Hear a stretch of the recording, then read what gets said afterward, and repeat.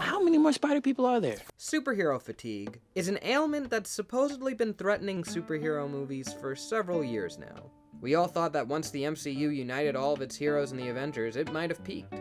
Well, 6 years later, it has its most financially successful release yet, and an entry that would become the Oscars' first ever superhero Best Picture nominee, well, unless you count Birdman, in the same year. Heck, 4 of the top 5 highest-grossing films of 2018 are all superhero films. It sure doesn't seem like audiences are getting tired of superheroes. Actually, their popularity seems to have exponentially increased. So Spider-Man Into the Spider-Verse looks on the surface like the exact kind of commercial product made purely to capitalize on the trend.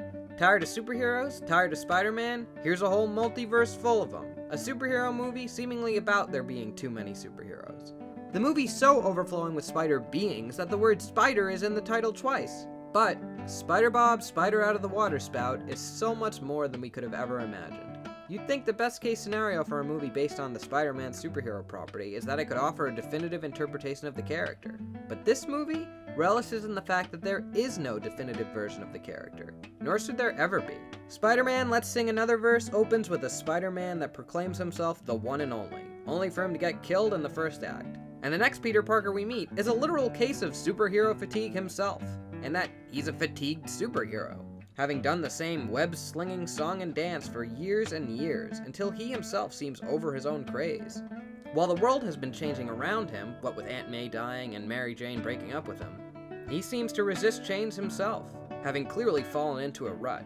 And just as each superhero film seems to promise to be bigger and badder and more ultimate than the last, so do the spider beings in this movie. The spider beings in this movie claim when introducing themselves that they're doing this just one more time. Let's do this one last time. Let's start at the beginning one last time. Let's do this one last time, yeah? Let's start at the beginning one last time. And it's never true. It never stops. The superhero movies never stop. They're getting rebooted so much that there's so many reboots at the same time that it seems like the world's going to implode, reality's going to collapse, and they're going to be destroyed because they shouldn't exist. It seems like the movie's trying to tell us that there can only be one, right? But that's just the thing. The spider beings don't want to overwrite or replace each other, because they work in harmony to return to their individual worlds, to be taken on their own terms, yet glad that they now know deep down that they have each other. Well, nice to know we're not alone, right? Yeah. It's no secret we live in an age of sequels, reboots, and remakes, and a lot of controversy stems from older fans' feelings that range from a well-intentioned sense of protective ownership Spider-Man doesn't wear a cape. to intolerant entitlement. We've all heard the chants of "not my Luke Skywalker" or "not my Ghostbusters," and the incorporation of an older, isolated, more cynical Peter Parker in this film certainly brings to mind The Last Jedi's depiction of Luke. Whatever you think of either, and for the record I love both, don't at me. But this movie finds a way to rise above it all. It's pretty interesting that the villain of the movie, Kingpin's fatal flaw, is that he's looking to replicate a mirror image of exactly what he had in the past, even though he can never really get it back. He just can't accept that what he had is gone and can never be replaced. So it makes sense that Kingpin comes across as caught up in the idea of there being one true Spider-Man. He's a purist in the worst sense of the word. The real Spider-Man couldn't even beat me! Spider-Man Just Stole My Spider-Purse wisely never attempts to replace Spider-Man. Far from it. It illustrates that the character can transcend race, gender, species, and medium simultaneously, while still making us care about them all. When the comic books representing each character land throughout the movie, the other previous comics still remain amongst them.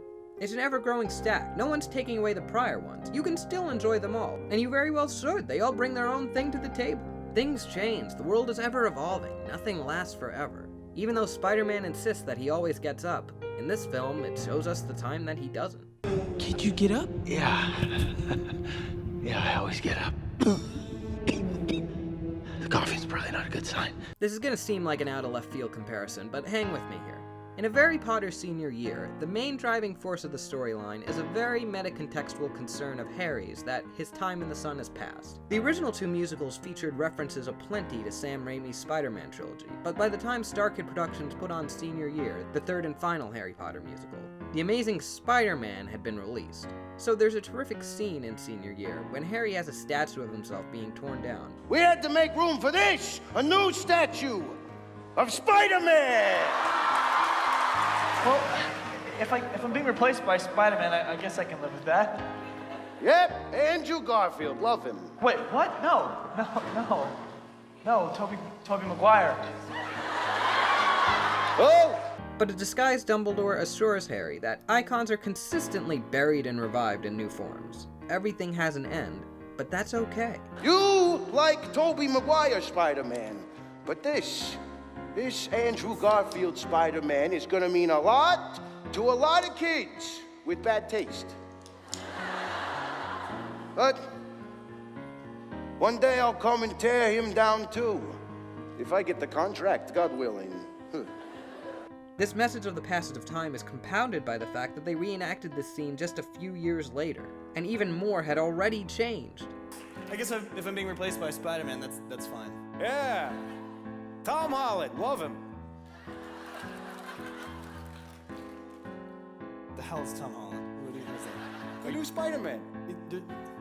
The last time we did this line, that was Andrew Garfield. And you are telling me that they are making another Spider-Man with a new guy? This isn't, no, this, don't. I'm in a rage! Spider-Man PG So Please Don't Curse implicitly justifies its existence by showing the continued potential to surprise, despite it being a long-running series, by managing to mix some things up, even though Jake Johnson's Peter seems convinced that there's nothing new or surprising that can happen to him. With great power comes Don't great... you dare finish that sentence. Don't do it. I'm sick of it. It's really cool to see them directly bring back this line, since the Amazing Spider-Man seemed to go out of its way to not say it again, as if to avoid the repetition. But your father lived by a philosophy, a principle, really.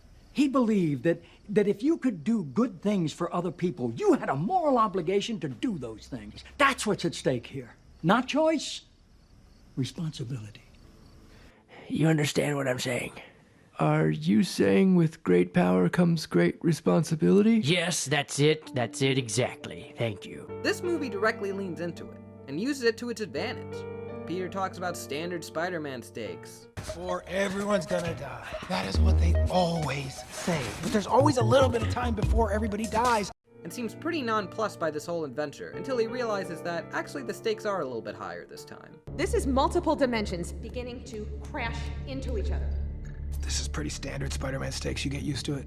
Watch this. He's gonna say, you've got 24 hours. You've got 24 hours. What this means is there could be a rupture in the space-time continuum. Ooh, that's bad. Actually, everything she said was bad. I was lying before. And Chris Pine's Peter Parker even gets to show us a little bit of Spider-Man selling out, what with his Christmas album despite the degree in chemical engineering, and the So-So Popsicle.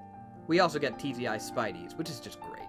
But stuff in this movie really is different. Doc Ock being a woman? I can honestly say I didn't see that coming, and I need to re-examine my personal biases. Step 3, I re-examine my personal biases. Peter Parker isn't even the main character, but the most prominent Parker present here is, as I said, a totally new take on the character. Washed up, disillusioned, and dealing with grown-up problems. You look tired, Peter. Well, I am tired. And the fresh spins are all the more apparent when, in a very unique move, the film is directly basking in much of the iconography of previous iterations, whether it be the original 1967 cartoon, quick flashes of moments that look a lot like scenes from the Raimi films, or even something as recent as Homecoming, or even directly lifting a line read from the Raimi film's Uncle Ben. With great power comes great responsibility. It's very unusual for a new take on material to be this cognizant of the old stuff, to the point that all of it can theoretically be canon given the infinite possibilities of the multiverse. But that all works because Spider-Man Ew It's a Spider-Gross still centers on the perfect encapsulation of the idea that Spider-Man can still be new and fresh. Miles himself.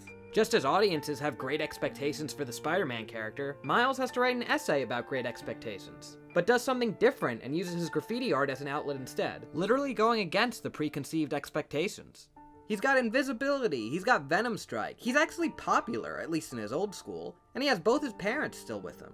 He does happen to also get a dead uncle, but the common thread for all the spiders isn't specifically that. It's tragedy of some kind, as they discuss.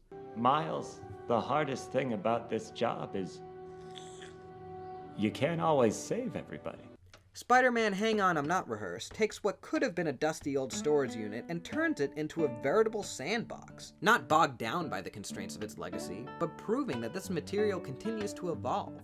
We may have had our doubts that anything fresh or exciting could have fit into a Spider-Man narrative, or even a superhero narrative in general.